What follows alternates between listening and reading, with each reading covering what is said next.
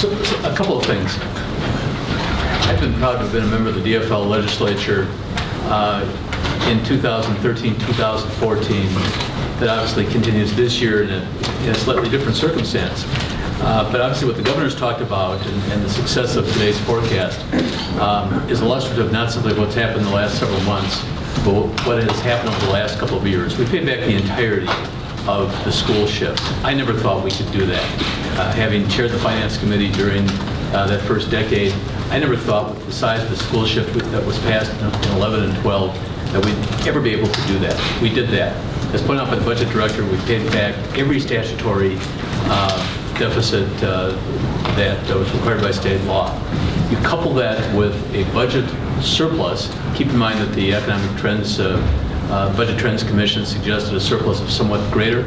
We have a surplus amount that will put us in good position for any future downturns.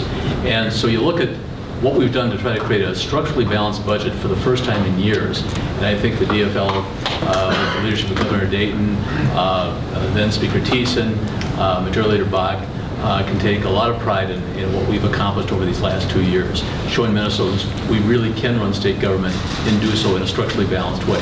Second, we've listened to the governor outline some of his concerns relative to how money ought to be spent.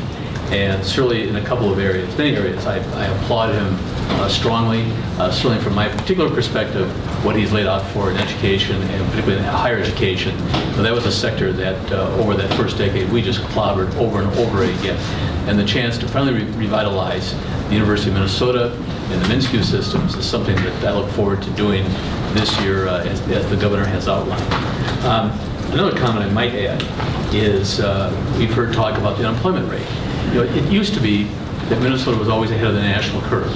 And again, in that first decade, Minnesota was behind the national curve economically.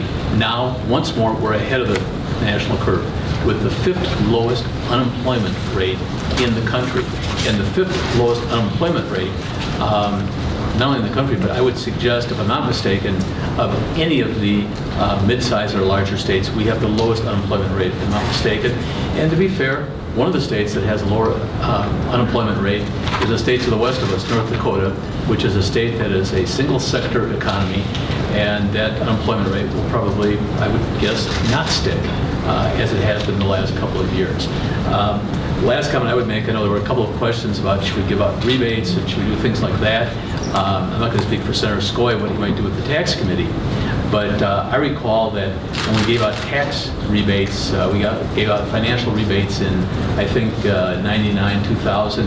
I believe I got about 250 bucks, whatever I got. I was very happy to use that on half a ticket to New York City. It was a great weekend, had a lot of fun.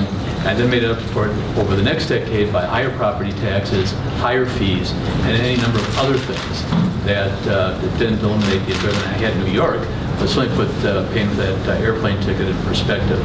So I think the chance to do some very constructive things with this budget surplus in a way that's going to build for a future stronger Minnesota is something we're very excited about, and certainly proud of having laid the groundwork for that in the 13-14 session. Last comment I would make is obviously you can't talk about this without looking at the national economy with the incredible job growth that's taken place in the last year or so nationally, the change in the national economic picture and how that reflects in states like Minnesota. And you combine all of that and you look forward, I think, with Governor Dayton's proposals to a future in Minnesota that's going to be significant and I think supported by the vast majority of people in Minnesota. Thank you.